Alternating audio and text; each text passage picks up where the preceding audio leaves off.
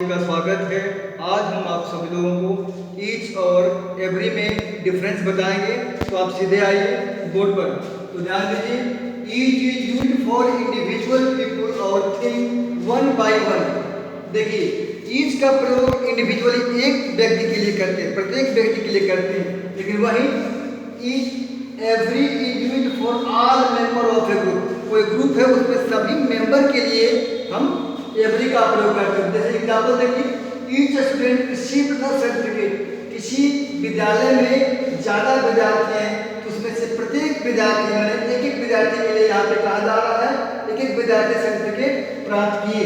अब यहाँ पे देखिए, एवरी को तो हम कहें कि ग्रुप के लिए इसका बोध होता है कि सभी मेंबर के लिए एवरी का प्रयोग किया जाता है। देखिए, every student pass the exam. सभी विद्यार्थी, प्रत्येक विद्यार्थी एग्जाम को पास किए। यही ईच और एवरी में अंतर है। ईच का प्रयोग इंडिविजुअल पीपल के लिए किया जाता है और एवरी का प्रयोग ऑल मेंबर के लिए किया जाता है। देखिए, यहाँ पर एग्जाम्पल दिया गया है, every student pass the exam. और एक चीज आपको बताना चाहते हैं, ईच का प्रयोग देखिए यहाँ पे लिखा है, ईच का प्रयोग प्रोनाउन के रूप में किया जाता है और एडजेक्टिव के रूप में किया जाता है, और एवरी का प्रयोग सिर्फ एडजेक्टिव के रूप में किया जाता है। जैसे एग्जाम्पल देख लीजिए, each boy is happy. Each boy is happy, यहाँ पे ईच का प्रयोग एडजेक्टिव के रूप में किया गया है। ईच इज हैप्पी, यहाँ पे ईच का प्रयोग प्रोनाउन के लिए किया गया है। तो यहाँ पे देखिए, एवरी में देख लीजिए, एवरी में एवरी बॉय इज हैप्पी।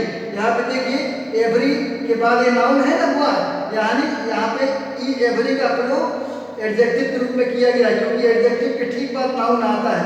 तो एवरी के बाद बॉय है यानी नाउन है, इसलिए ये सही है, ये एडजेक्टिव के रूप में। लेकिन यदि हम लिखते हैं एवरी इज हैप्पी तो ये गलत हो जाएगा, क्योंकि एवरी के बाद यहाँ पे नाउन कोई नहीं है, नाउन रहना ही चाहिए, इसलिए सेंटेंस गलत हो जाएगा, क्योंकि एवरी का प्रयोग हमेशा एडजेक्टिव के रूप में होता है। और एक चीज ध्यान रखिए, ईच यहाँ पे लिखा है, ईच का मतलब प्रत्येक भी होता है, दोनों भी होता है, दो के लिए भी ईच का प्रयोग किया जाता है। ये देखिए, Ram and Shyam are good friend. Ram और श्याम अच्छे दोस्त हैं। तो यहाँ पे each is happy, each is happy, तो दो के लिए ईच का प्रयोग करते हैं हम। एक बात ध्यान रखिए, हमेशा ईच का प्रयोग सिमिलर के लिए किया जाता है और एवरी का प्रयोग भी सिमिलर के लिए किया जाता है। जैसे ईच इज हैप्पी लिखा हुआ है, यहाँ पे देखिए एवरी बॉय इज हैप्पी लिखा गया है, यानी ईच भी सिमिलर के रूप में प्रयोग होता है, एवरी भी सिमिलर के रूप में प्रयोग होता है।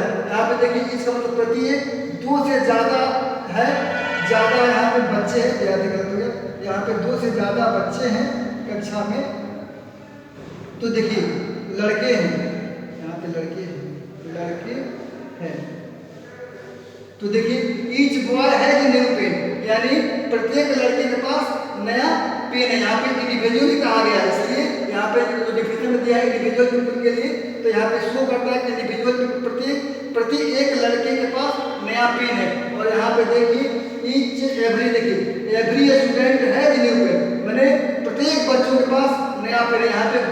यहाँ पे ग्रुप में ऑल नंबर के लिए यहाँ पे लिखा है एवरी स्टूडेंट है new pen, every boy is ready. तो हमेशा एवरी और ईच का प्रयोग सिमिलर के रूप में किया जाता है, और ईच हमेशा प्रोनाउन और एडजेक्टिव के रूप में प्रयोग होता है। Each boy is happy adjective के रूप में प्रयोग हुआ है, ईच इज हैप्पी प्रोनाउन के रूप में प्रयोग हुआ है।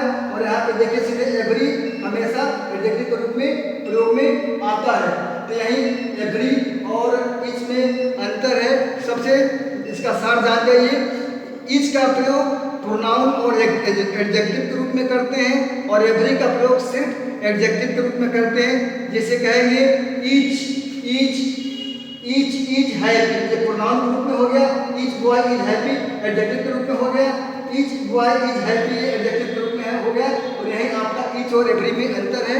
आज के वीडियो में इतना ही, धन्यवाद, थैंक यू वेरी मच।